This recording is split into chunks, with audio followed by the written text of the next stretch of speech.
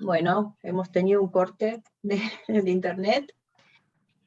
¿Querés reaccionar a eso, Roberto? ¿Querés responder algo, comentar algo? No sé si está... Ahí está, Roberto. ¿Querés comentar algo sobre lo que venían diciendo las compañeras? No, bueno, desde ya agradecerles por todo lo que me dijeron. Agradecerle también a vos, Macarena, por el mensaje que me enviaste ayer con el material de Moira. No llegué a verlo, la verdad, pero bueno, vi el mail y es muy útil.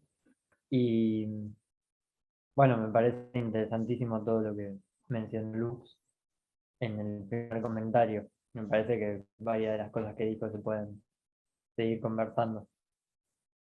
Pero no, nada, en principio desde ya agradecer. Excelente. Teníamos una mano levantada, creo que era de Luciana, puede ser, pero ahora ya no está, por eso no está la mano levantada, no me aparece. Bueno, mientras Luciana me cuenta si quiere, no sé si está en la reunión, ese es el tema. Muy bien. Yo quería comentar algo. No es que la propuesta es dejar de leer Aristóteles. Vamos a tener que seguir. Lo interesante es ver cómo lo podemos leer ahora, ¿no? Cada vez que vamos tomando estas nuevas conciencias. Voy a contarles un ejemplo, algo que Paola Romero conoce también porque es de un ámbito de estudios que conocemos muy bien las dos. El ámbito de los estudios kantianos. Como en varios filósofos modernos, como ocurre en los ámbitos académicos de varios filósofos modernos, de un tiempo a esta parte, colegas del G4, ¿no? Alemania, Francia, Inglaterra y Estados Unidos se pusieron a hablar de algo que ya se hablaba en otras geografías, en otras latitudes y en otros tiempos, del el machismo y el racismo de Hegel, Kant, Hume, Rousseau, todos, ¿no? Y llama mucho la atención, a mí particularmente, me llama mucho la atención, cómo, por ejemplo, en el caso que conozco bien de cerca, en el caso de Kant se ponen colegas alemanes absolutamente consagrados, profesor en las universidades alemanas, que es casi como ser de la, ahí sí que es como ser de la nobleza, eh, todos blancos, varones, cis, hablar entre ellos sobre si con tal fuente se puede hacer esta interpretación, ¿no? Y Pauline Kleingel también, como personas absolutamente privilegiadas de Norte Global, que no es que no pueden hablar del tema, el tema es que no leen por fuera de este círculo que, como decía Canet, lo cerraron y velan sobre él. Entonces hablan del racismo de Kant entre blancos de Holanda, Alemania, Inglaterra y Estados Unidos, sin escuchar lo que tenemos para decir desde otras latitudes. De modo tal que su mayor conciencia sobre la ignorancia voluntaria de Kant, Hegel, Hume, Hobbes, Locke, Rousseau, sobre su propio racismo, machismo, imperialismo, eso a estas personas no les cambia nada su modo propio de hacer filosofía y de transitar la academia. No cambia nada. Siguen conceptualizando el Estado de la misma manera, siguen conceptualizando la ética igual, la noción de humanidad, todo igual, no cambia nada. Solamente que se les alivian un poco la conciencia porque dicen, ven que este era racista, pero no resignifican su propio racismo porque no se preguntan en ningún momento por el modo en que se benefician del sistema mundo de colonialidad, de de la supremacía blanca, de la manera en que la academia está articulada con universidades Q1, y la cantidad de sesgos, de lo que se llama sesgos de privilegio que hay en la academia internacional, eso no lo cuestionan en ningún momento. Entonces aparecen estas trampas, ¿no? De, entre comillas, cancelar filósofos muertos por temas que en su propia práctica académica ni siquiera revisan. Entonces ahí es cuando parece, lo que vuelve incómoda la situación para estos tipos es cuando alguien del sur global, o mujer, morocha, o viene y les dice cosas que no quieren escuchar sobre los modos en que se transita en la academia u otras interpretaciones de Kant. Y ahora me voy a poner autorreferencial, perdonen, pero esto, como el viernes pasado, di una clase parecida a estos textos en otro lugar, y de repente se volvió pertinente contar algo que me pasó a mí, de entre varias cosas que me pasaron. El año pasado me invitaron a cerrar unas jornadas, la conferencia de cierre de unas jornadas multilaterales, internacionales en Europa, sobre Kant. ¿Te acordás, Pau, no? Como ustedes saben, la persona que abre y la que cierra las jornadas, el congreso, el simposio, es como la autoridad epistémica, es como estás consagrado, si te ponen ahí ya sos alguien consagrado. Bueno, y de una charla en la que mencionaba estas cosas, y proponía que algunas cosas que es interesante rescatar de Kant es que es un crítico del Estado westphaliano. Y propuso una serie de tesis que chocan con cualquier interpretación canónica de Kant. Y ni bien terminé de hablar, bueno, por supuesto mencioné el racismo, mencioné varias cosas de una manera un poco más elaborada de lo que estoy haciendo en este momento ahora, ¿no? Cuando terminé de hablar, el primero que se pone a hacerme una pregunta era un señor alemán que estaba muy enojado, ¿te acuerdas, Pablo? Y que le molestaba mucho que yo criticara el Estado, al sistema westphaliano, que yo criticara esa configuración del mundo, que yo hubiera hablado de capitalismo, de esclavitud. Entonces, como no sabía bien por dónde agarrarme y qué decirme, me critica algo que yo decía de la relación entre religión y política, ¿no? O entre religiones y Estado. Es este tipo que lo invitan siempre a todos lados, un señor alemán grande, que ni siquiera es especialista en Kant, no sé para qué va, es especialista en Fichte, Hegel, no sé, el idealismo alemán, ¿no? Todo ese gran mundo del idealismo alemán.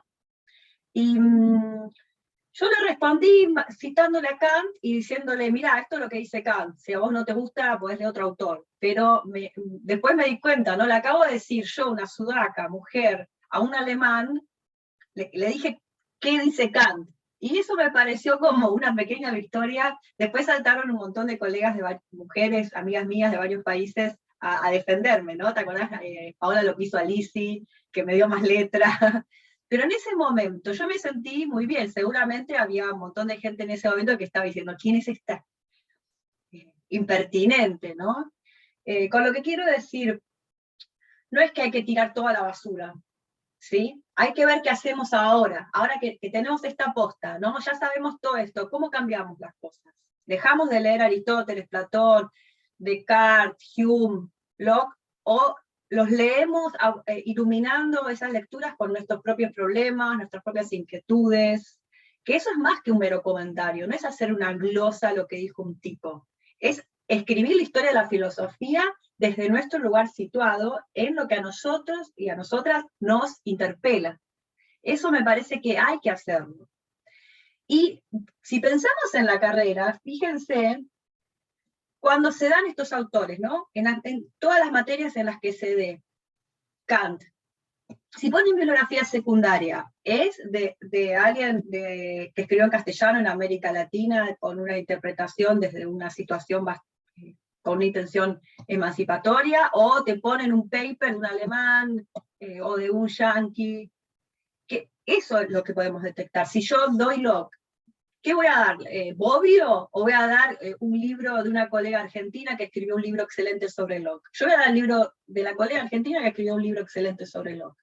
¿Estamos viendo Locke? Sí, pero estamos viendo el texto de esta colega que, si lo hubiera escrito en Inglaterra, todo el mundo lo estaría leyendo.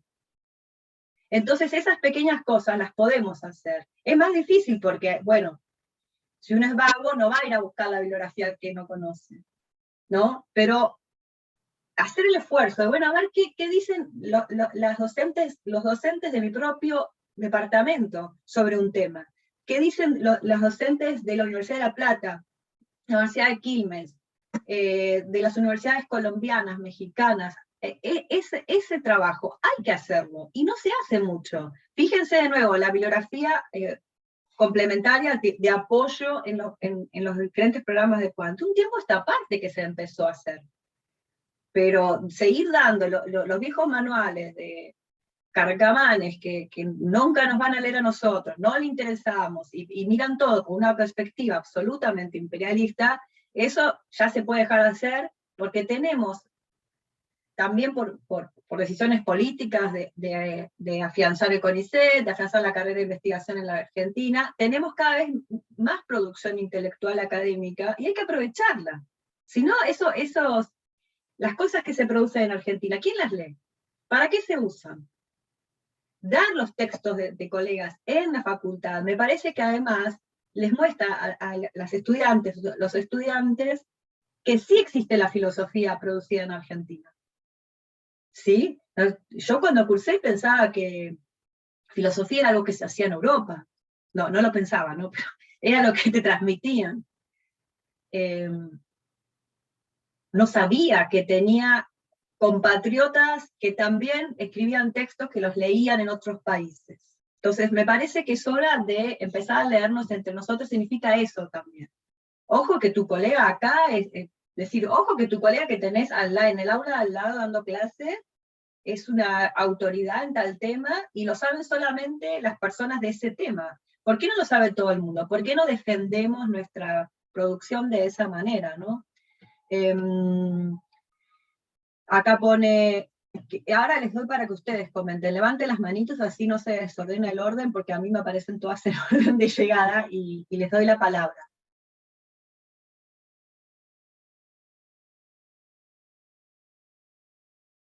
Ahí Luciano comentaba sobre Kant.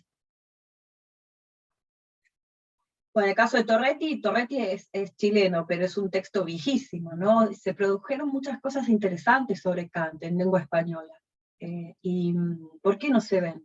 ¿No? De vuelta, yo a veces creo que no es una...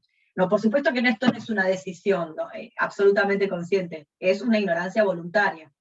Y es voluntaria porque basta solo con notar el problema y empezar a buscar bibliografía en los buscadores académicos, ¿no? Pones en Google Scholar, yo cuando hice la tesis no tenía tantas opciones, pero ahora medio que no hay excusa para hacerlo.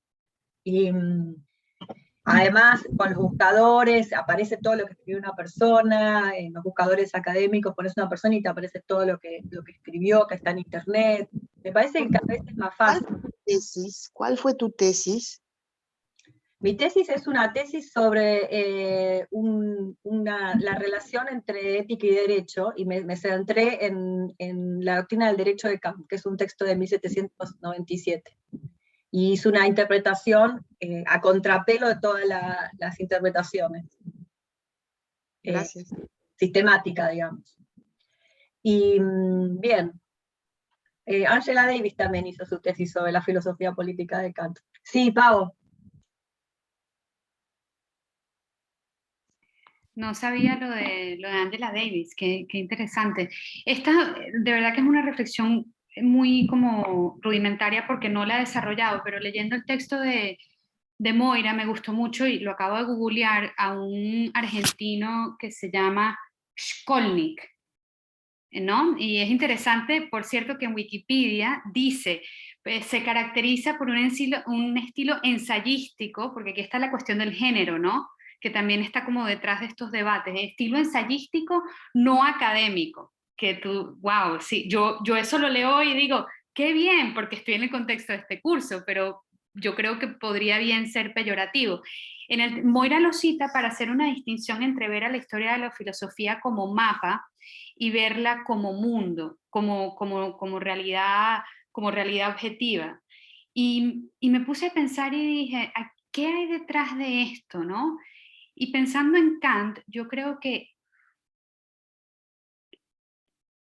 la movida copernicana de Kant, por decirlo de manera un poco majestuosa, y disculpen, de esta separación del mundo en sí mismo y del mundo como representación, creo que le ha permitido a la filosofía como actividad y a nosotros como pensadores y como filósofos dejar la realidad de un lado. Es decir, no hay una necesidad de hacer una relación real entre lo que somos y lo que hacemos. O sea, hacemos filosofía, pero la pregunta del que la hace, desde la realidad, no es necesaria porque estas categorías de investigación pueden quedarse en el mundo de la representación y no en el mundo de la realidad. Y anotaba en mis notas, bueno, vamos a diferenciar lo que somos, si diferenciamos entre lo que somos y lo que hacemos, yo creo que en la práctica filosófica de estos personajes que tú estabas nombrando, Macarena, y que te interpelaron de una manera sumamente injusta, creen que son lo que hacen. Entonces, claro, no pueden separarse de ese quehacer filosófico de esa manera, porque cambiar lo que hacen les va a interpelar lo que son. Por eso es que es tan perturbador y tan difícil, ¿no? Son solo ideas. Gracias, Pau. Sí, Pau que estuvo ahí, asistió a ese momento, fue muy desagradable. Yo igual creo que el que quedó mal fue él. Y además después me escribieron profesores para decirme qué bueno, qué lindo lo que hice. Bien. Sí. También alguien ponía, creo que Lux ponía, qué difícil la humildad en filo, eras vos Lux, ¿no? En el chat. También hay algo de eso, ¿no? Como que en el mundo intelectual se juega siempre, si te refutan es como que, no sé, como que perdiste una vida en un videojuego, es como bastante terrible. Bien, con lo cual digo, las herramientas críticas que vamos adquiriendo con el tiempo, o que teníamos de antes, y que a veces la carrera se encarga de que las perdamos, no sé si les ha pasado eso, esas herramientas hay que usarlas en el momento también de leer, y no tener ningún tipo de miedo de usarlas, como lentes para analizar, como estrategias de lectura, y resaltar lo que realmente nos parezca que es importante a cada quien, no desde un punto de vista individualista, sino desde su perspectiva situada. Bien.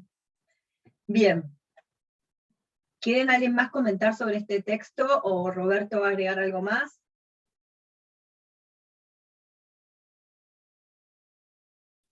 No, está bien.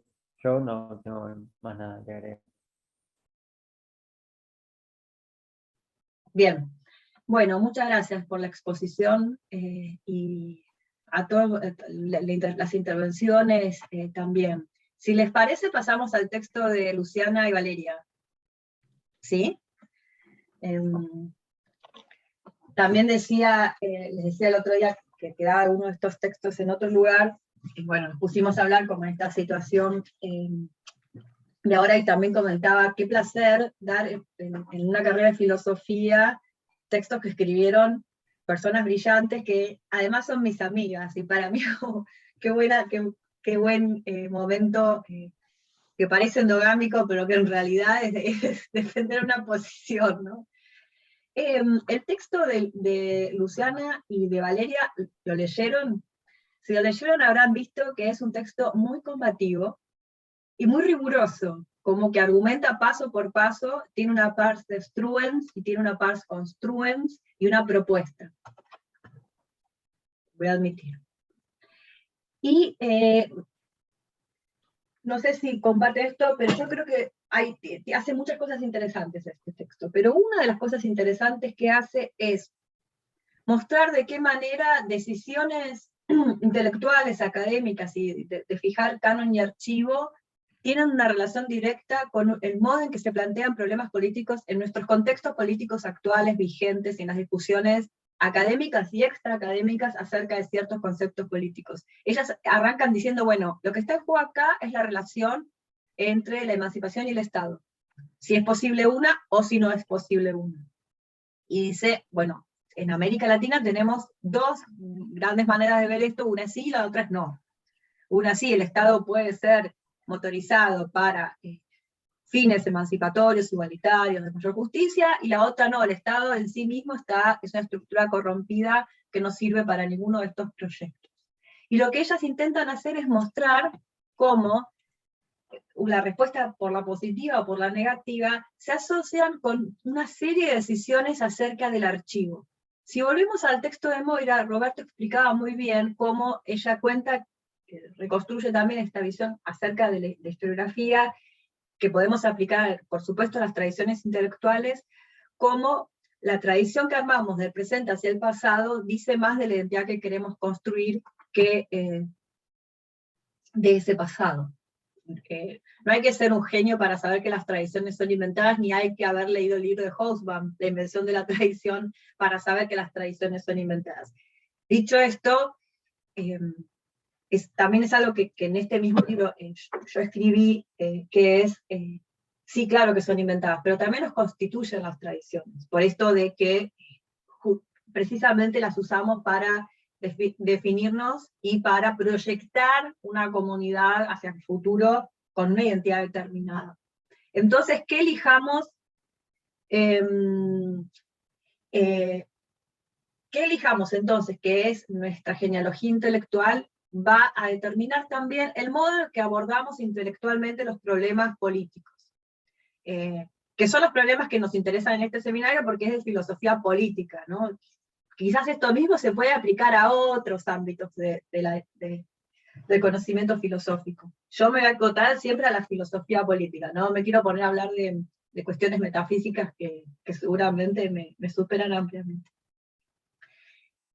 Esto lo podemos traer a debates contemporáneos en política, digamos, de vuelta, por fuera de la academia, debates políticos en la opinión, la así llamada opinión pública, en la así llamada sociedad civil, en cualquier foro de debate público y político propiamente dicho, y digamos, en lo político y en la política, en esos dos territorios. Cuando se apela a la noción de república, en Argentina contemporánea, ¿qué memoria se activa? Y depende de quién la use, la palabra, con qué objetivo la usa, esa palabra, esa constelación, ¿no? República, virtud, cívica, la noción republicana de libertad, pero sobre todo lo que más explota en Argentina, me parece a mí, es la conexión entre república, institución y virtud, ¿no? Entonces, cuando apelamos a estos conceptos, ¿qué memoria se activa? ¿Y qué valores se activan? ¿Y cómo se usan políticamente? Las chicas escribieron este texto por un pedido mío que quería armar este libro, y una de las cuestiones que más me motivaron a armarlo fue ver cómo en nuestro contexto político, sobre todo en Argentina, cuando se apela a república, se tiene un concepto muy determinado de república que no se lleva muy bien con otros conceptos de república que están en América Latina y están en Argentina en nuestra propia historia, que son lecturas internacionalistas, igualitaristas, plebeyas se llaman hoy, más asociadas a la igualdad, y estas no se ponen no se despiertan tanto en nuestra memoria cuando se apela a república. ¿Y por qué sucede eso? Bien, entonces, acá lo que hacen Luciano y Valeria es notar de qué manera este archivo determina bastante esta relación que se establece entre la república y lo que pensamos, la república como concepto, palabra, y lo que nosotros pensamos de república cuando la escuchamos. Y proponen recuperar el archivo republicano de América Latina, que por supuesto también es un archivo en el que hay disputas, bueno, estamos en terrenos en los que cada concepto es un campo de batalla, sobre todo el de república. Quienes cursaron política lo habrán visto esto con Hobbes. El Leviatán, por ejemplo, es un libro que es una disputa constante por el sentido. Ustedes recuerdan, por ejemplo, el esfuerzo que hace por definir libertad y sacársela a cierta tradición. El esfuerzo que hacen por definir justicia y sacarle ese concepto de esa tradición.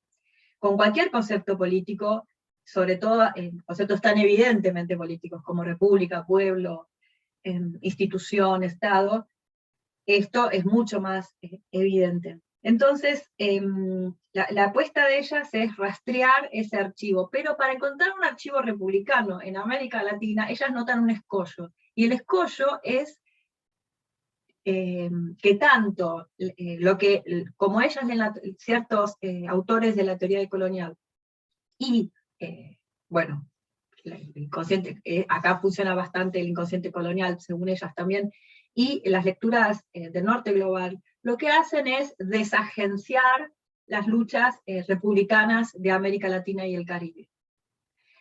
Entonces, ya este movimiento prima facie lo que hace es borrar la posibilidad de un archivo republicano. o sea, borrar la posibilidad de que haya elaboraciones republicanas en América Latina y el Caribe que no sean una copia de lo producido en otros lugares. Entonces se desagencia tanto políticamente para la acción política como epistémicamente. Se quita la agencia epistémica, se borra la posibilidad de que se elaboren conceptos políticos de pueblo, república, Estado propios de América Latina, en diálogo con Europa, pero no mera copia degradada de una realidad superior europea. De nuevo, para poder encontrar esto, que parece muy obvio lo que estoy diciendo, ¿no? Pero no es tan obvio, porque hay un montón de elaboraciones teóricas que estuvieron diseñadas y están diseñadas para inferiorizar la producción epistémica, la producción de conocimiento político de nuestra región, de nuestro país. Y me parece interesantísimo cómo ellas eligen concentrarse en el modo en que la misma teoría que se supone que es nuestra amiga, la teoría decolonial, hace esto, cómo este proceso de desagenciar a nuestro propio sujeto político a veces es hecho en complicidad por parte de intelectuales de América Latina que quieren defender la especificidad de América Latina. Entonces ellas señalan en este sentido, así yendo más a lo sustantivo que a lo metodológico, señalan que en estos autores y autores de la teoría decolonial hay un riesgo muy pesado que es despolitizar, lo mencionó Roberto rápidamente, pero lo trajo, despolitizar al pueblo poniéndolo en un lugar originario prepolítico, con una identidad cancelada, cerrada, rígida, que pareciera que no tiene relación con la historia. Y encuentran, además, y este es la vuelta de tuerca metodológica que dan, es, ojo, que esto es producto de la filosofía europea, de Heidegger precisamente, y de la filosofía europea más asociada con proyectos supremacistas, no cualquier filosofía europea. Entonces hacen todo este movimiento de pequeños pasos y etapas que nos muestran cómo se termina produciendo una especie de trampa que condena siempre a lo nuestro a un lugar de inmovilidad, por lo tanto de desmovilización, incapaz de apropiarse de la modernidad, no ya solamente dialogar. Por supuesto que este proyecto está inscrito en uno más amplio que tienen ellas y otros autores, que es el de recuperar la modernidad americana. No poner la modernidad como una exterioridad, y América como una exterioridad respecto de la modernidad, como una otredad eterna, sino mostrar de qué manera hay una hibridación en la modernidad, hay una producción moderna americana que no tiene el mismo sentido que la producción filosófica, necesariamente, ¿no? Que la producción filosófica moderna y contemporánea, ¿sí? Vamos a ponerlos todos bajo el mismo periodo histórico, de Europa a Estados Unidos. Ustedes cuando lo leyeron el texto, ¿me pueden contar si más o menos vieron esto, vieron otras cosas, quieren resaltar otras cosas? Algo que recién me surgía cuando contabas lo de la desagencia política es que me vino a la mente, por ejemplo, el libro clásico de Argentina, el de Natalio Botana, La tradición republicana, cómo justo él empieza hablando de cómo la tradición republicana en Argentina, pero empieza hablando de los republicanos de Europa, y en realidad simplemente habla, si no me equivoco, un viaje de ideas, como si nuestros grandes republicanos, que serían para él Alberti y Sarmiento, lo único que hacen es reproducir y traer y hacer un calco de las ideas de otros autores europeos acá. Y que la tradición republicana se reduce a eso, y nada, me parece que puede ser un claro contrincante en esa disputa por la que se puede apropiar el sentido de la República en Argentina. Excelente, justo. De hecho, era una de las cosas que tenía en mente cuando armé esto, fue exactamente lo que estás diciendo. Esto de insistir en que la producción americana es siempre copia. Y ponerle que lo sea, ¿no? Bueno, vamos a poner, concedamos, pero por amor del argumento, ¿sí? No es que lo estoy afirmando. Ponerle que lo que dice Botana fuera verdad, ¿no? Que Sarmiento y Alberti se copiaron todo.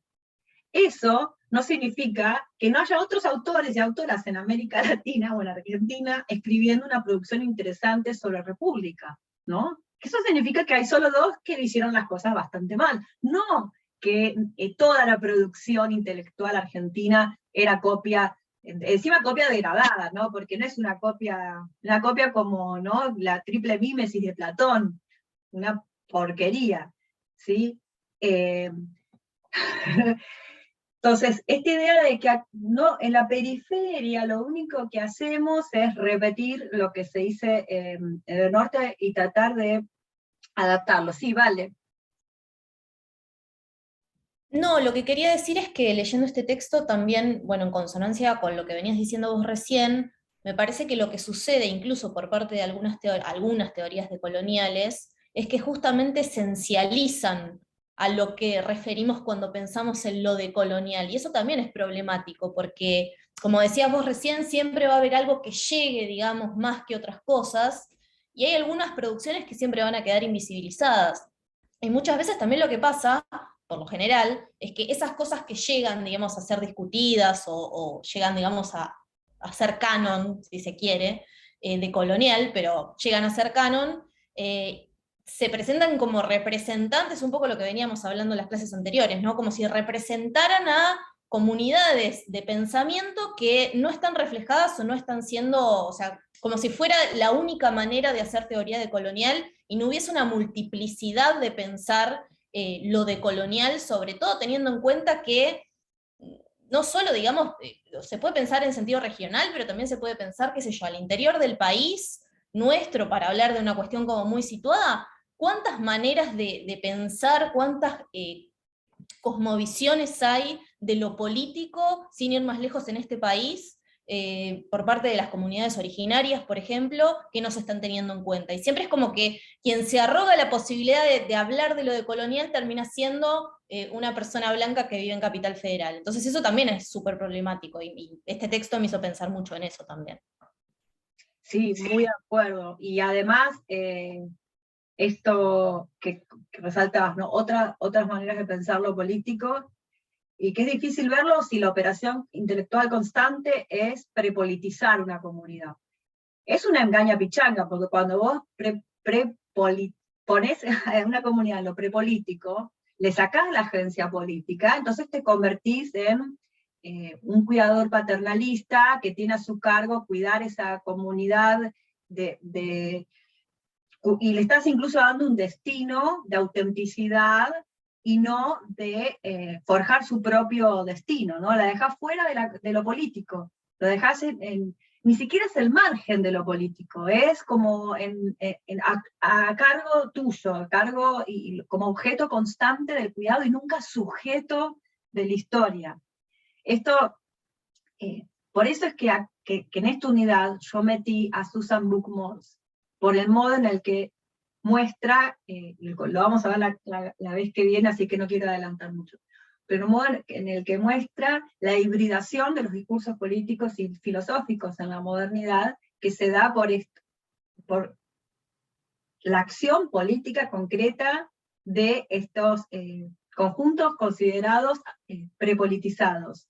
En el caso de Susan Buchholz, lo que hace es resaltar cómo la revolución de Haití está presente en la dialéctica del amo y el esclavo, con una serie de consecuencias que van a... no quiero spoilear el texto de Buchholz, aunque sé que casi todo el mundo acá lo leyó. Quiere decir que es algo que Hegel toma de la agencia de otra persona. Pero luego está siempre esta operación de desagenciar, porque el miedo es precisamente que esas subjetividades, esas poblaciones enteras que tantos siglos de filosofía, bueno, en realidad un par, pero que se supone que todo el proceso ideológico de la modernidad puso al margen de la historia, el riesgo es que de repente se descubran como sujetos de la historia. La revolución de Haití tiene la particularidad de que es una revolución de esclavos, que no solamente se liberan de la esclavitud, sino que toma el poder político. Entonces es doble la agencia práctica de lo que sucede en la Revolución de Haití, para gente que estaba convencida de que las personas negras eran incapaces de agencia política, estaban convencidas de eso, porque los habían puesto ontológicamente en ese lugar. Digo, lo que señalaba Vale es, sí, hay estas otras maneras de comprender lo político, es porque hay otros modos de agencia política, pero estamos en un mundo en el cual vemos a la gente con o sin agencia política respecto de dónde esté situada en este mundo. De ahí, acá tengo un comentario escrito de Nina. ¿Querés comentarlo, Nina? Bueno, no te quería intervenir, la verdad, entonces por eso lo escribí, que me parecía como que... Me quedé pensando, estos temas se trataron mucho en Pensamiento Argentino Latinoamericano, cuando la cursé hace como 4 o 5 años ya, pero recuerdo mucho el debate este entre... de si las ideas son copia o no, ¿no? Y a dónde se insertan, o sea, todo esto de la historia de las ideas, ¿no? Que primero pensarlas como un átomo, digamos, una idea como un átomo, y después hacer como una genealogía de por dónde pasó esa idea, digamos, qué historia recorrió esa palabra, aunque tenga miles de definiciones diferentes. Y me acuerdo mucho que esto igual después se debate y se critica un montón, pero esta idea de que la copia es una cuestión totalmente pasiva, ¿no? De como que las personas latinoamericanas, en el caso de Alberdi, que es uno de los autores que se interpretan en ese momento, no me acuerdo si es Sea quien lo interpreta, que es un mexicano, o unos brasileros, no me acuerdo, que lo que dicen es que esa importación de ideas se hace con un fin político acá, y que se toman esas ideas, digamos, en un sentido como aspiracional a una cierta clase social, o que tienen cierta como de fondo propuesta política de cómo quieren que sea el país, o bien contra lo que están militando o tratando acá. Entonces esa importación, aunque sea importada, ponele, que yo no creo que sea así, pero si lo pensamos así, hay una distorsión que producen los autores cuando lo importan con fines políticos, y como que eso también es interesante verlo. Decía un autor como Alberti, que importó la idea república, con qué fines lo hizo, porque no es exactamente igual a la idea republicana que se estaba dando allá, sino que, bueno, era muy diferente el contexto de acá, entonces eso genera, digamos, acciones políticas concretas, más allá de que no sea una idea completamente original. Entonces eso No, también ahí es la acción interesante. política básica está en la importación, porque hay conceptos republicanos en América a disposición de Alberti. Si uno lo importa, de vuelta, concediendo, pongamos como hipótesis, ¿no? Si lo importa, ahí está su acción política. Su agencia política está en decidir que va a importar un concepto de república.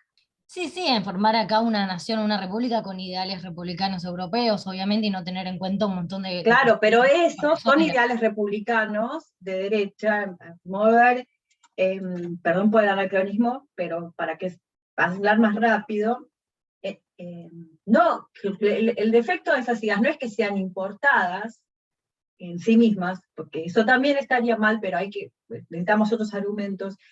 La razón por la que se decide hacer esa importación es negar la politicidad de esa historia latinoamericana, como dice, bueno, hay citas de Mitre, ¿no? Que dice, bueno, con esta gente que vas a construir un pueblo, son unas bestias. Esa es la operación. Entonces, la agencia política de Alberti está ahí, decir, o de Mitre, importo esta idea. ¿Por qué la importo? Si acá tengo otras. Bueno, pero que no se note, como diciendo, sí, pero mejor que esas no, porque si esas ideas políticas de república sí son ideas más emancipatorias, más igualitarias, y no queremos que gobierne ese sujeto político, queremos que gobierne un sujeto político más parecido a la burguesía europea. Entonces, ahí es obvio que si se decide importar, no se está copiando ingenuamente y de manera pasiva, sino que se está asumiendo un rol protagónico en la historia para negárselo a otras personas. Entonces es un poco la lectura que propuse yo en el libro este, y por eso es que les traje el texto de Martín. Es muy cortito, no sé si lo pudieron leer. Lo pudieron leer, porque lo puse hace poco en el campus. Es un texto de Martí, tenía 20 años Martí cuando lo escribió, es en el 73, por supuesto en 1873. Son 6 paginitas, 7. Se llama La República Española ante la Revolución Cubana. Y lo que hace Martí es preguntarse cuál tendría que ser la actitud adecuada de la República Española. O sea, si España quiere autoconsiderarse república, ¿cuál tendría que ser su relación con las colonias que todavía quedan? Y cómo tendría que relacionarse con las luchas por la independencia cubana. Lo que hace es interesantísimo desde varios puntos de vista. Primero, por el lado de la disputa por el sentido. O sea, acá ya no solamente en un plano filosófico, sino en un plano de intervención política concreta. Lo que hace con la disputa por el sentido de república. Luego, en un sentido filosófico, cómo traza una genealogía de república. República tiene varias genealogías, algunas más de derecha, otras más de izquierda, o sea, más plebeyas, más oligárquicas, por decirlo en otros términos. Y dice, esta es la tradición republicana. Son de todas cosas que van pasando en el texto, ¿no? Dice, esta es la tradición republicana verdadera, la internacionalista, la del pueblo, un pueblo antirracista, un pueblo, incluso defiende rudimентariamente igualdad de género. O sea, es un texto que es un tipo de 20 años que escribe en 1873 y hace unas cosas filosófico-políticamente increíbles. Y lo que hace, bueno, entonces, es disputar el sentido de república, trazar una genealogía de república, y luego, armado de ese concepto de república, sostener que en rigor de verdad, si la República Española no apoya todas las luchas independentistas, no es una república, y que las primeras repúblicas son las americanas, que fueron repúblicas antes que España, pero lo podemos usar para cualquier país europeo, por las características de estos ideales que tienen en estas luchas en Cuba. Entonces es más republicana la lucha por la independencia en Cuba que las repúblicas europeas. ¿Cómo esto no es central en nuestra constitución de la noción de república en América Latina? Es como un momento fundante, ¿no? Es como un tipo que tenés que decir, a ver, república es esto, cualquier otra cosa es una estafa conceptual, una estafa política. Bien, les leo un par de cositas porque si no leyeron, para que vean hasta qué punto hace esta conversión y les quita la palabra república y los obliga a reconocer principios políticos a partir de su adscripción republicana.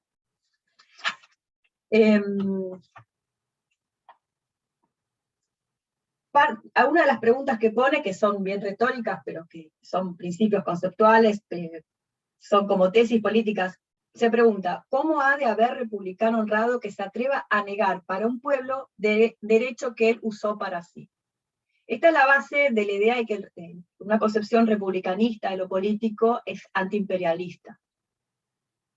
Y es un tiro por elevación a la Revolución Francesa también, la de 1789, que nos permite relacionar casi inmediatamente esta comparación entre comillas entre la Revolución Haitiana y la Revolución Francesa, por medio de la comparación entre la Revolución Cubana y la República Española.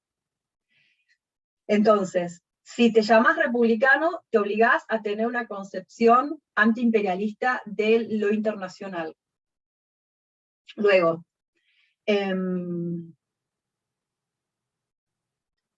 resalta en la línea que sigue, no se espantará a la República Española, no espantará a la República Española saber que los españoles mueren por combatir a otros republicanos. Entonces acá pone el republicanismo por encima de los particularismos nacionales, y de nuevo muestra la posibilidad de armar republicanismos transnacionales, internacionalistas. Ahora, Micaela, ¿querés comentar esto?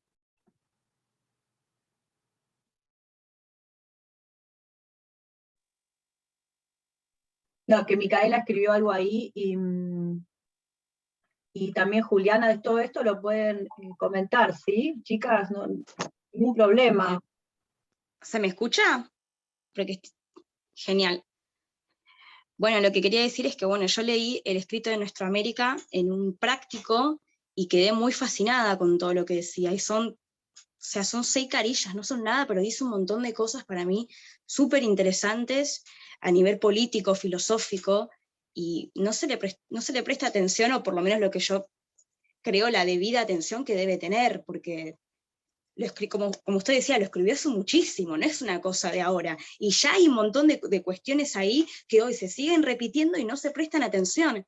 Y me acuerdo en el escrito de Lord, que decía, eso tiene que ver con una amnesia histórica, es como que no escuchamos a nuestros antepasados anticoloniales, y es como que tenemos que hacer un recorrido con el doble de esfuerzo, porque ni siquiera los leemos a ellos, o ella hablaba de nuestras madres, de nuestras compañeras, y el esfuerzo es doble, porque tenemos que reaprender todo, no sé, desde ahora, desde cada una, y podría ser un camino sin tanta energía perdida, decía. Y ahí, bueno, el ejemplo de Martí con Nuestroamérica.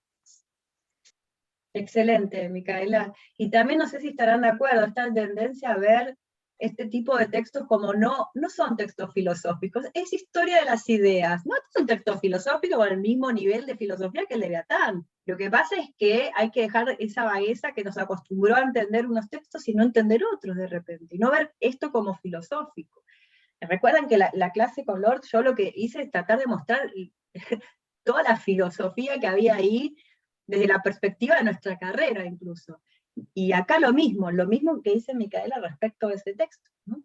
¿Por qué no hacer una tesis de doctorado sobre eso? En filosofía, ¿no? No en historia de las ideas, no en sociología, no, en filosofía. Roberto planteó una pregunta muy interesante al principio de esta sesión, que fue, ¿por qué consideramos una cátedra seria? ¿Qué es lo que hace esa cátedra? Lo mismo, ¿no? ¿Qué consideramos que es filosofía seria y qué no? ¿Qué tiene que ser un texto para que sea digno de ser objeto de nuestra investigación filosófica, de nuestro estudio en la carrera? Cuanto más herramientas filosóficas tengamos, y más rigor podemos aplicar en la lectura de estos textos y mostrar el rigor filosófico que estos mismos textos tienen, ¿sí? De vuelta, a la misma altura que el Leviatán, no es inferior en ningún sentido al Leviatán. Y luego, estoy en la página 55 de esta edición, que es cubana. Esto que les decía, ¿no? Pone conceptos normativos, por supuesto, del concepto de república, y muestra si España los cumple o no los cumple. Escribe, la república niega el derecho de conquista. Derecho de conquista hizo a Cuba de España. Entonces ahí ya tachamos un rasgo republicano de España. La república condena a los que oprimen. Derecho de opresión y de explotación vergonzosa y de persecución encarnizada ha usado España perpetuamente sobre Cuba. Bueno, sigue. La república no puede, pues, retener lo que fue adquirido por un derecho que ella niega. Ella niega el derecho de conquista, sí, bueno, en este momento que hicieron la conquista no eran republicanos, pero ahora que son republicanos vas a mantener una posesión de algo que hiciste con un derecho que ahora considerás que no tenés.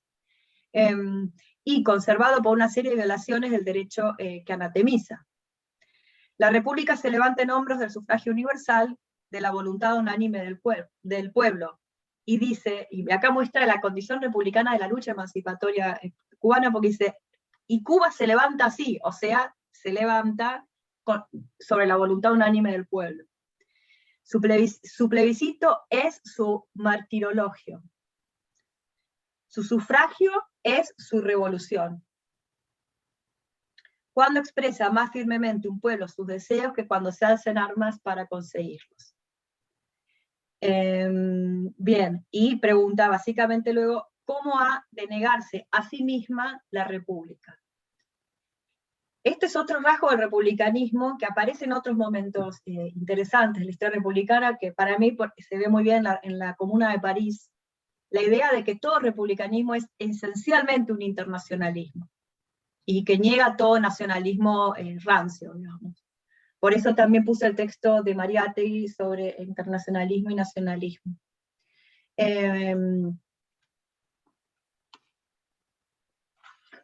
agrega más abajo, como el que así da poder omnímodo a la voluntad de un pueblo, no ha de oír y respetar y acatar la voluntad de otro pueblo. Entonces, me parece que este ejercicio filosófico nos permite trazar otra genealogía de república, otra posibilidad de comprender la república, que es diferente, por ejemplo, a la que se pone en juego cuando en nuestro contexto contemporáneo en Argentina se dice república.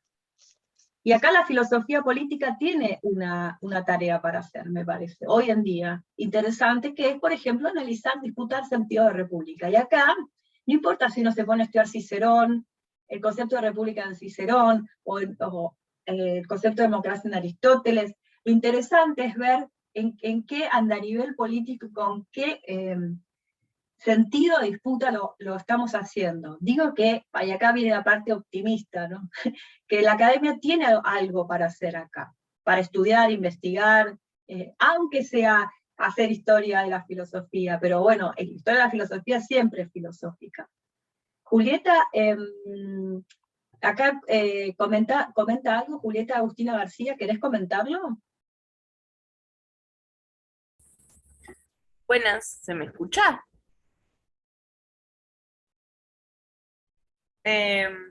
No, estaba pensando en algo muy particular que no tiene mucho que ver con filosofía política, pero yo hace unos años hice un seminario de bioética y me pareció muy curioso esto de pensar que solo, bueno, esta idea, ¿no?, que pulula de que solo podríamos usar textos filosóficos, y en un ámbito como la bioética sería casi imposible, porque digo, se nutre de sociología, se nutre de estudios que se hacen, se nutre incluso de médicos. No sé, yo leí por poner un ejemplo, pero yo leí un artículo sobre un médico que hablaba sobre paternalismo, y sobre si era posible o en qué contextos el médico tiene que decidir sobre el paciente.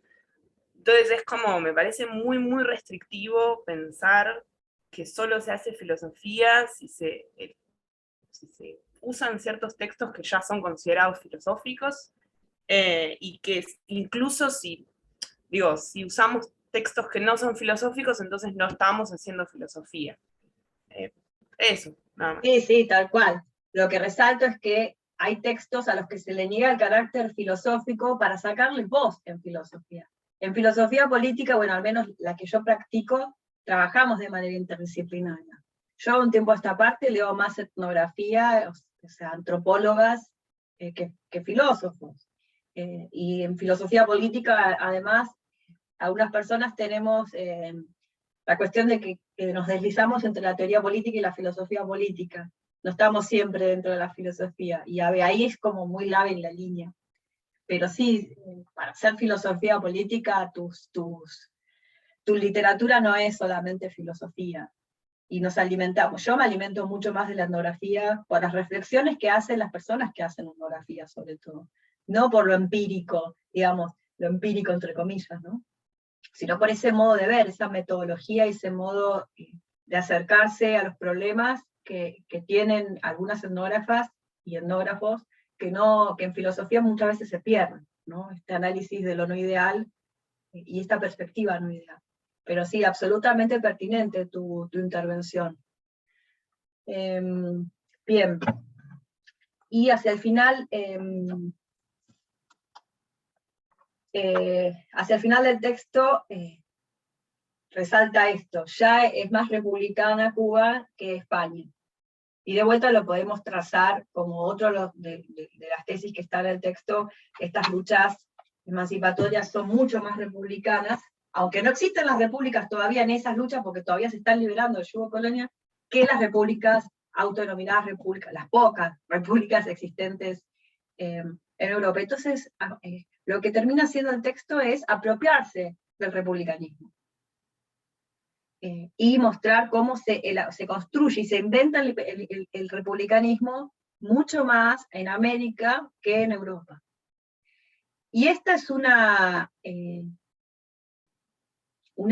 visión sobre la historia que además plantea un archivo que si no tenemos esta visión que plantea Martín, no vamos a tener el resto del archivo. O sea, uno puede salir a buscar archivo cuando sabe que lo va a encontrar, pero si te convencen de que no hay archivo, es que nunca vas a salir a buscarlo.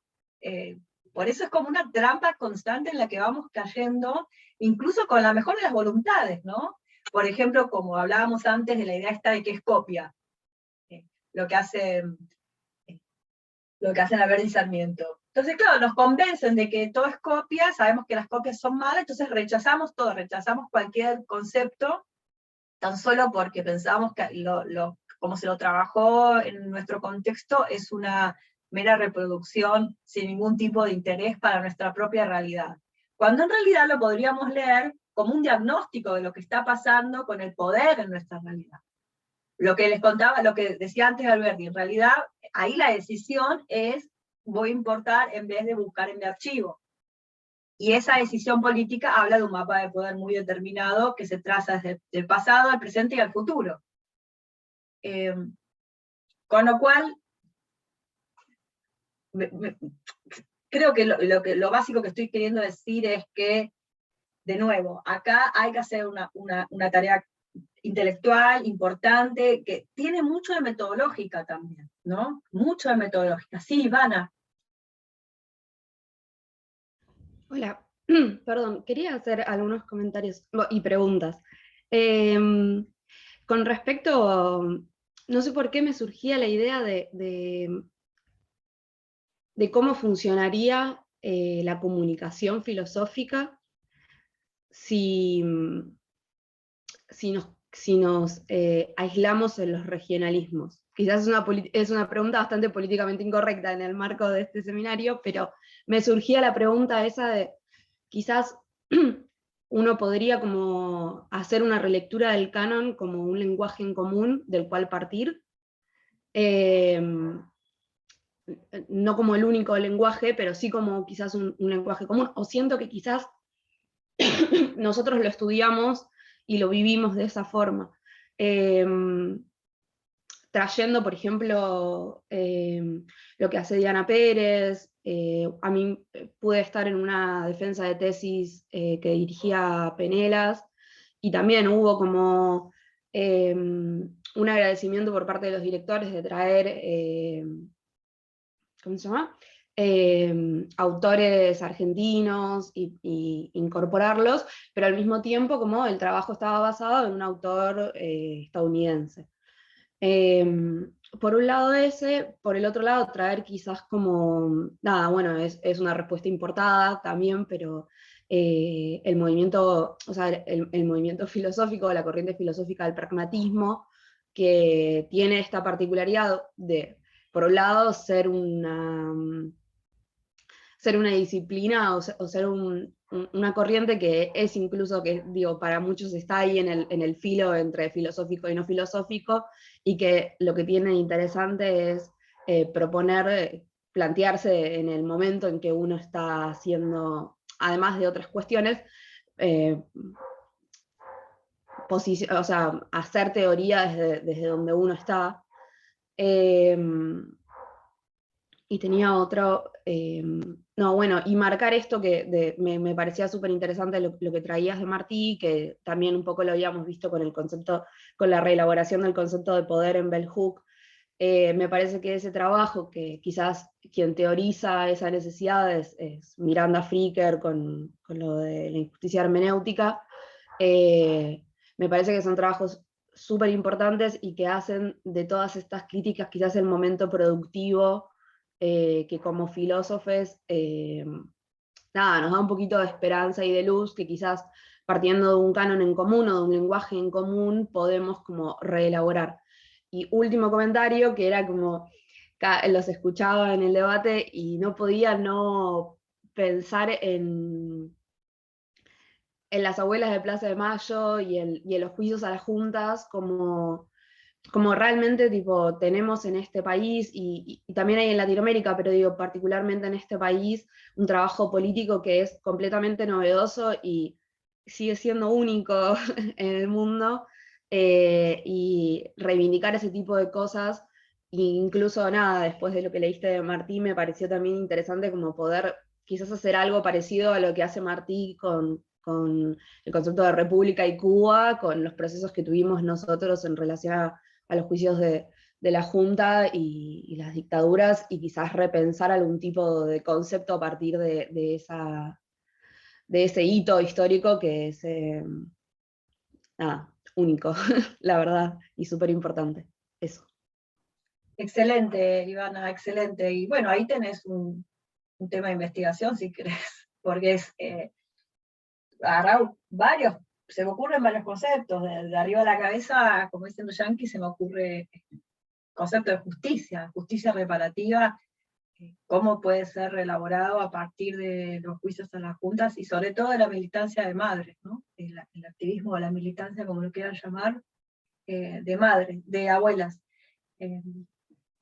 Sí, y por ejemplo, ¿qué concepción de la temporalidad distinta hay también ahí? La temporalidad en la justicia y lo político, un montón de diferentes vectores pueden salir de una investigación en ese sentido. Yo no creo que haya que dejar de leer y de trabajar filósofos de otras latitudes. Sí creo que hay que, y de hecho yo saco los conceptos que me interesan de diferentes lugares sin ningún tipo de empacho, porque trato de trabajar de manera interescolar. No quiere decir lo que estamos hablando acá, que no haya que leer a John Dewey, digamos, por poner un ejemplo simpático de autores de Estados Unidos, blancos. Sí quiere decir que hay que, deberíamos hacerlo de una manera más situada, y que al hacerlo no se acallen las voces que están produciendo conocimiento a nuestro alrededor. Realmente yo pienso que hay que seguir leyendo a toda la historia de la filosofía, y que es súper, pero súper importante hacer historias nosotros de la filosofía, nuestras propias historias de la filosofía, y no seguir repitiendo los manualcitos que vienen de no saber dónde, y los papers que vienen de no saber dónde, sean a favor o en contra.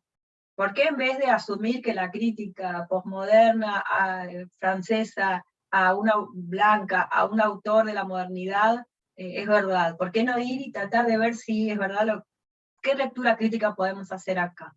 ¿No? Y terminamos también a veces, cuando yo estudié, y lo veo mucho también ahora en las carreras, siento que está muy mediatizada la lectura de las fuentes para los estudiantes. Siempre hay un montón de interpretaciones autorizadas, y nunca se autoriza la voz del estudiante o de la estudiante. Y yo lo veo mucho corrigiendo, lo veo mucho como docente.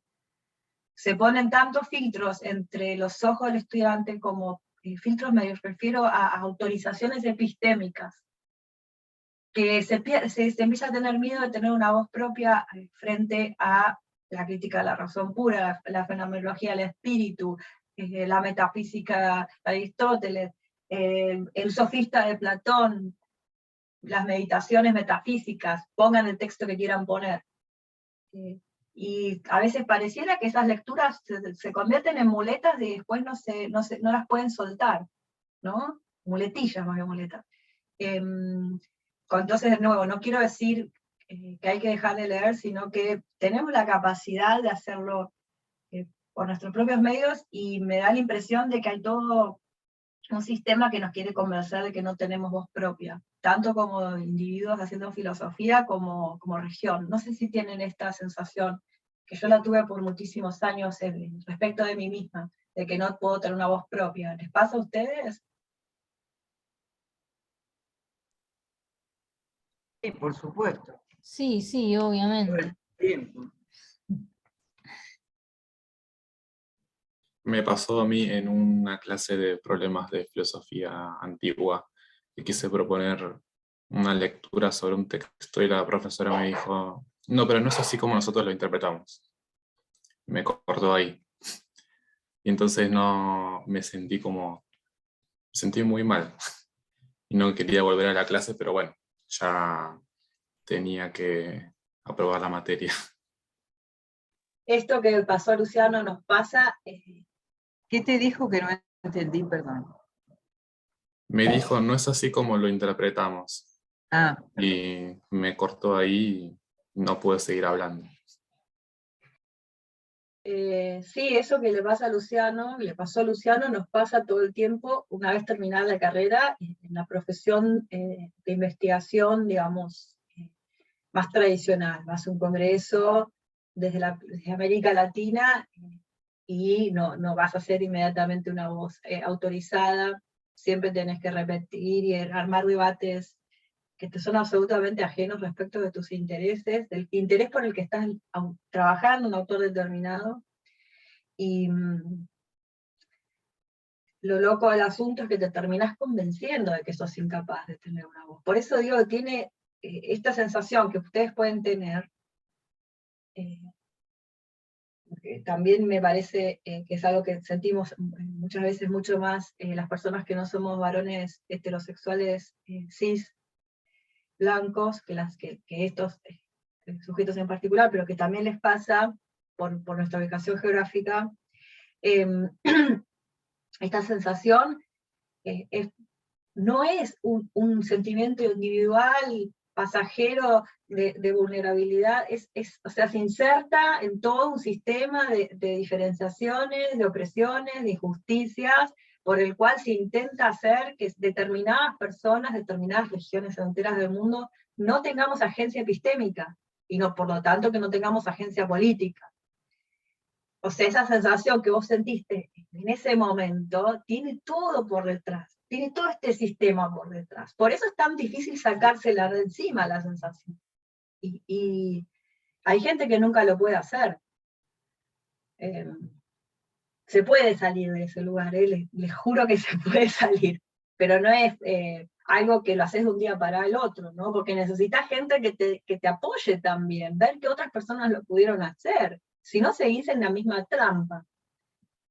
Y ahora les doy a ustedes lo que quieran decir.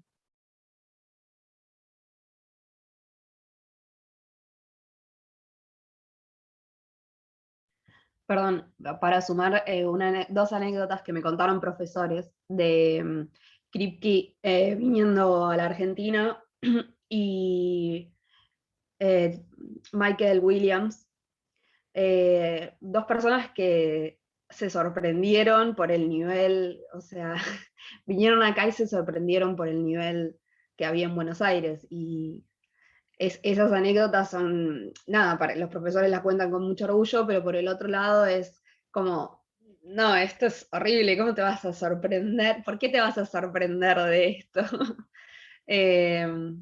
Nada, eso, anécdotas. Sí, eso nos pasa bastante, cuando salimos se sorprenden. Es duro, porque piensan que te están elogiando y te están diciendo algo muy espantoso. Sí, No, sí, pienso que también es un poco el esfuerzo de tener que estudiar más y como demostrar más nuestro trabajo, ¿no? Intentar como reafirmarnos como latinoamericanos y, bueno, cuestiones de género también incluidas, pero bueno, siempre en las periferias hay que hacer mucho más esfuerzo para ser valorado por el trabajo que si estás en el centro, ¿no? Como eso que te pasó a vos, y es como bastante como revictimizante cuando te dicen, ay, sabes más de lo que yo pensaba, o como, sí, mira todo lo que tuve que hacer para llegar hasta acá. Todo esto más que vos para estar al lado tuyo. Como genera esa impotencia un poco. Y ahí hay un poco orgullo, igual, hay que alimentarse ahí. Como decía Bell Hooks, ahí hay que reconceptualizar. Ahí tenés un poder. Y está bueno que lo sientan, que lo noten. Mira, y si le citás de memoria el texto en alemán, y el otro que va a decir. Quedó domado, ¿no? Bien. Volviendo ahora un poco, llamando un poco a una moción de orden, les puse entonces en el cierre de esta unidad, les puse el texto de Martí, que yo les recomiendo, sobre todo si tienen un interés pronunciado por la filosofía política, que lo lean. Y que, de hecho, por ejemplo, les propongo este ejercicio, que traten de leerlo como en la estela de los autores contractualistas que se ven, por ejemplo, en filosofía política la materia, ¿sí? en Puan. También puse ese texto de Mariátegui, porque creo que va a la misma línea de defender este internacionalismo, y me parece que este internacionalismo, frente a lo que pasó en Europa en el siglo XX, tiene mucho para decir. Y ahí es donde América le puede enseñar muchísimo a Europa. Por esto que estamos hablando acá, ¿no? ¿Quién es modelo de quién? Y qué es lo propio que podemos refregarles en la cara. Bien. Y al mismo tiempo puse un texto que se llama Cámaras de Eco, que muestra cuál es el problema con las cámaras de eco, y el efecto que producen, y son producto de, y a la vez producen ese efecto, ¿no? Es una retroalimentación de negarles el gran tema de que es negarle la agencia epistémica a otras personas, a alguien que se construye como una otredad, pero en esa construcción de otredad se hace este efecto inferiorizante, que consiste básicamente en siempre desagenciar. Y este efecto inferiorizante está, por ejemplo, en lo que acabamos de, lo que mencionaba recién Ivana, decirte, no solamente sorprenderte, sino encima decírtelo, porque puedes sorprenderte y decir, wow, qué ignorante fui, mejor me cayó la boca, y no, pero si lo decís, ahí tenés todavía una ignorancia voluntaria que está operando, porque no te das cuenta de lo inferiorizante que es lo que estás diciendo. Entonces, esta inferiorización no era para oprimir directamente, no te querían subyugar, pero es muy paternalista. Y el paternalismo en este sentido siempre quita agencia. Entonces impide que existan estas construcciones de sentido, estos mundos políticos, teóricos, intelectuales, concretos, que es más o menos lo mismo, porque se quiere tener siempre el protagonismo de la historia. Y entonces este proceso por el que se desagencia a un colectivo, una persona, es siempre de los dos tipos, epistémico y político, y como si bien son distinguibles, tienen el mismo objetivo, que es, para mí, político siempre, que es preservar el protagonismo político, cerrar el círculo y velar sobre él. Entonces, cuando desagencias a otro de esta manera inferiorizante, de manera condescendiente y paternalista, te garantizás que todo lo que esa persona tenga es porque vos decidiste dárselo y vos elegís qué le vas a dar. Y esto pasa en política también contemporáneamente cuando se disputa el sentido de república, ¿no? ¿Y quién se piensa como agente protagonista de lo político en un sentido de república y en otro sentido de república? Les digo esto porque esto es un seminario de filosofía política, ¿sí? No solamente de reflexionar sobre toda esta serie de injusticias, sino cuáles son los conceptos políticos que podemos ir produciendo a medida que debatimos sobre estos temas. Eso sería como el golazo del seminario, ¿no? Tener conciencia de cómo podemos ir en este momento crítico situado, ir produciendo teorizando. Bien, y les agregué, Pablo, ¿querés comentar algo? Sí, hola. No, Macarena, a mí me encanta toda esta reflexión, pero yo lo que siento es lo siguiente, es que esto es un sinfín. Este dinamismo permite poner de relieve cuestiones que están en el sótano, pero lo que veo, y esto no sé si es mera casualidad o es inherente al ser humano, que quien está en el sótano, luego que pasa a la superficie, meterá en el sótano otras cuestiones. Entonces, es como que para seguir trabajando en tu línea, uno no debería nunca conformarse o sentirse victorioso y decir, he salido a la superficie. El día que uno sale a la superficie, va a formar parte del status quo. O sea, uno debe estar siempre en el sótano, porque es ahí donde uno puja para que la gente salga, pero nunca salir con los que salen a la superficie del sótano. Es como que uno tiene que trabajarlo siempre desde el sótano. No sé si soy gráfico con esto, porque si no, en algún momento uno termina cooptado por esa nueva realidad y no uno está impedido de ver toda esa nueva puja o todo lo que está intentando ser reconocido, visibilizado, por así decir. No sé si compartís esta mirada que tengo yo. Yo creo que hay gente que lo hace así, de hecho, y sucede en nuestros mismos contextos políticos. El pinkwashing es un ejemplo clarísimo de eso, pero porque esa gente no tenía como objetivo transformar la realidad, sino posicionarse en un espacio de poder en el mismo status quo.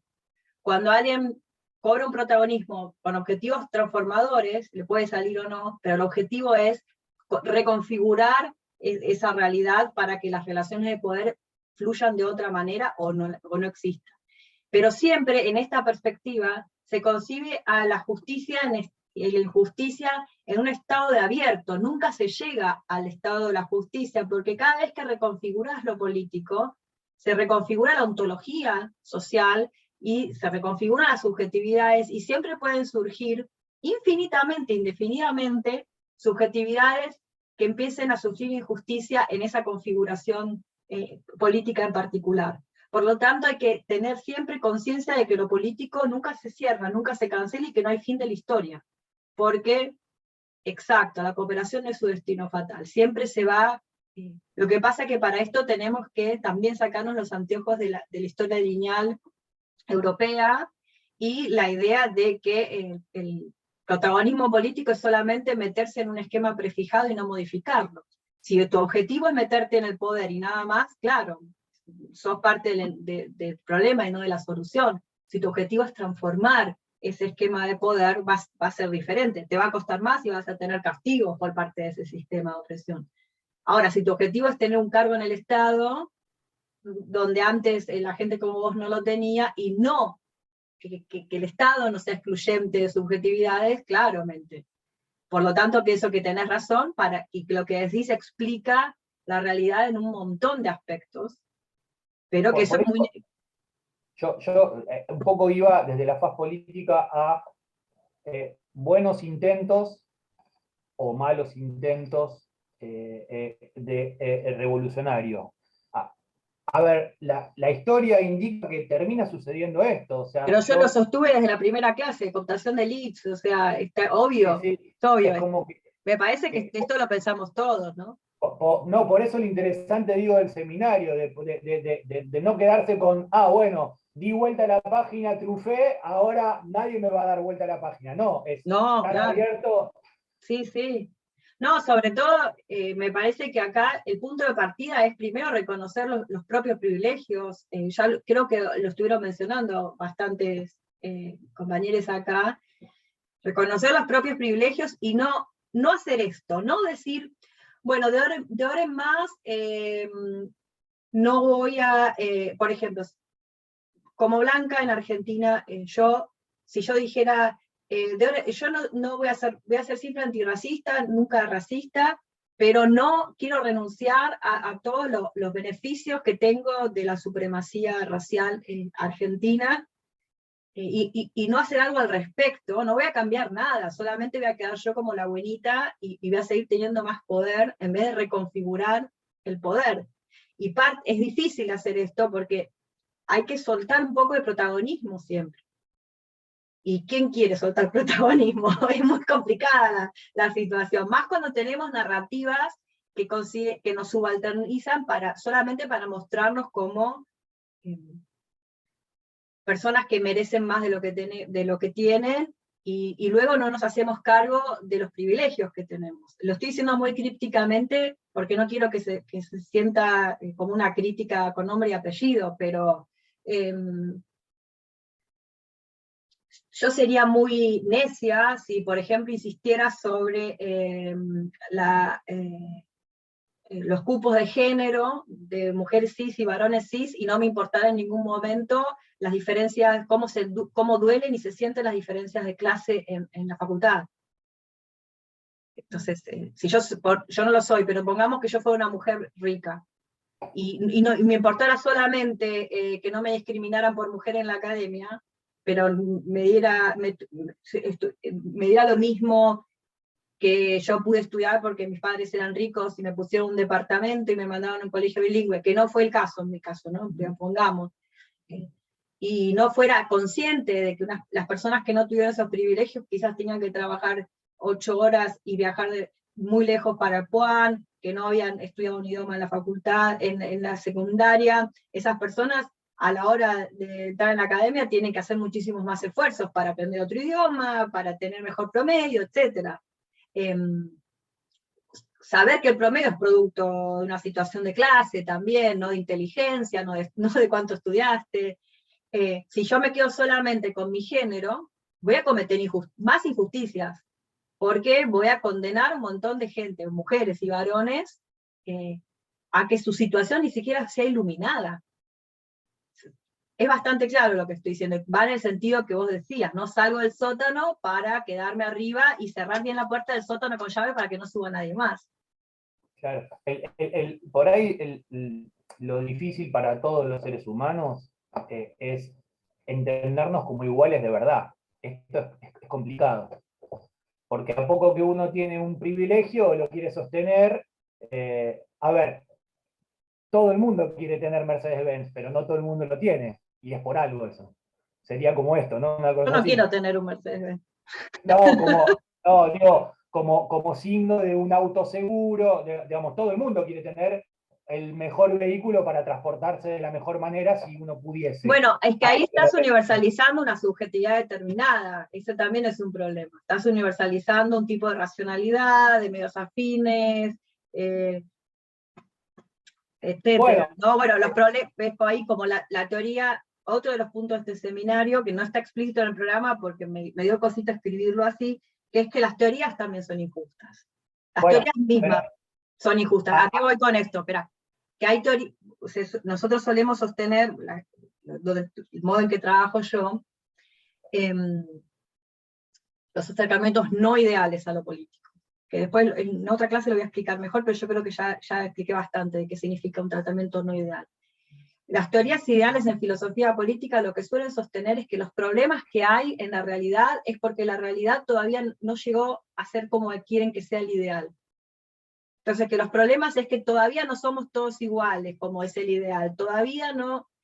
Y esto es una manera determinada de entender lo político que también impone una utopía por sobre todas las posibles, y generalmente está narrada desde un lugar de una subjetividad particular que se la considera como universal. Por eso digo, cuidado con confundir desigualdad con diferencia y la inversa, diferencia con desigualdad. No hace falta que todos queramos un Mercedes-Benz como manera segura de poner para ser iguales. El punto no pasa por lo que deseamos. A esto voy, la universalidad, de que vos te referís tal vez, hay un límite en la racionalidad de cada uno donde es muy difícil aprender con H en el medio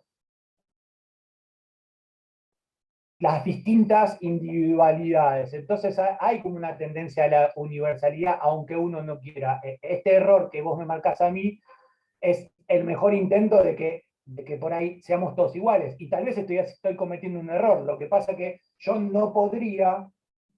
creo que no podría verificar las individualidades de todos para sentir de que todos estén a gusto en este mundo al igual de lo que quisiera estar yo. Esa es la parte más compleja, tal vez. Por eso por ahí puede haber una especie de tendencia o de trampa de ir a la universalidad, porque es como un camino más sencillo ese. Y caemos en todo momento. De hecho, acabo de caer yo recién. Claro. Y bueno, sí. También hay algo de la teleología funcionando ahí, ¿no? Que quizás habría que también revisar. Pero bien, entiendo a dónde vas y me gustó la metáfora del sótano. La idea sería que no haya sótano, pero lo que tenemos que saber es que no podemos evitar la injusticia. Siempre vamos a poder ser injustas nosotras mismas. Por eso insistir en que las identidades no son esencias prefijadas por fuera de lo político, sino que están en un marco de relaciones sociales, que generalmente son relaciones de opresión, de explotación, de dominación, y que ocupamos diferentes lugares en esas tramas, no siempre el lugar de la niña oprimida, ¿no? Bien, para la próxima clase tenemos, perdón, antes de esto, ¿Quieren alguien cerrar con algún comentario sobre los textos que vimos hoy, hacer un aporte en el sentido de los textos? Sí, yo querría ver un poco más lo de Hegel y Haití. Esa es la clase que viene. Ah, perdón. Entonces, la clase que viene vemos Hegel y Haití, que ya tenemos expositor, ¿no? Sí, lo expongo yo. Bien, perfecto. Y Manuel va a exponer ese texto. Si quieren ponerse de acuerdo en algo, antes los dos se pueden escribir, tienen ahí sus nombres, se pueden pasar los mails. Dale. Pues, digo, porque les puede interesar. Traten de leerlo, el texto de Book Morse. El otro lo está traduciendo Manuel de manera muy generosa. Es un texto difícil, ¿viste? Manuel para traducir es larito, tiene sus cositas. Sí. Voy a intentar tener la exposición para el martes, pero la traducción No, la traducción va a relajada, demorar. porque si no te vas a, no, entre exponer y hacer la traducción. Pero es un texto, ¿te gustó, Manuel? Sí, bastante. Todavía lo estoy empezando, pero... Es muy power ese texto. Quiero aclarar también que a mí me gusta darles estos textos. Yo no estoy necesariamente de acuerdo con todo lo que se dice en todos los textos. Habrán visto que muchos textos discuten entre sí también. Lo que me interesa es ver qué podemos sacar de ideas de estos textos más que defenderlos como interpretaciones únicas de la realidad. Son todos textos para pensar cuestiones. Bien. Y sí, Roberto. Quería preguntar si tenés filmografía sobre la Revolución Haitiana u otros compañeros. ¿Filmografía sobre la Revolución Haitiana? Sí. No, Bueno, la verdad que no conozco. Tenía algunas cosas, pero... ¿Cómo justo? Tengo uno yo, si quieren lo paso por el campus, en una materia de historia lo vi. Dale, Así lo podés. Ahora, después lo busco en la materia del campus y lo alcanzo a los demás compañeros. Dale. Si quieren libros sobre eso, sí, no solamente sobre el periodo revolucionario de Haití, sino sobre otros periodos haitianos. Por ejemplo, la cuestión de los zombies, que son un invento haitiano, es absolutamente fascinante. Podemos ir armando, ¿les parece que armemos como aparte una carpetita, una cosita que sea Haití, y ahí vamos poniendo todo eso? Que lo hacemos colaborativo, ahí justo sube lo que tenía. Bien, a ver qué mandaron ahí. Porque hay muchas cosas interesantes para pensar. Bien, entonces, para la próxima quedamos en eso, y no se olviden de ir viendo qué texto quieren comentar, si quieren comentar y no exponer, no presentarme el escrito, y anótense, y yo durante esta semana y la que sigue voy calculando las fechas, ¿les parece bien? Bueno, con esto nos despedimos entonces. Si no, perdón que moleste, una sola cosa. Yo me tomé la libertad de anotar en el Drive, no sé si hice mal. No, hiciste bien. Ah, bueno. Sí, lo puse para que se vayan anotando. Bueno, gracias. Gracias. Chao, por gente. todo. Hasta el martes. Chao, gracias. Chao. Chao, gracias.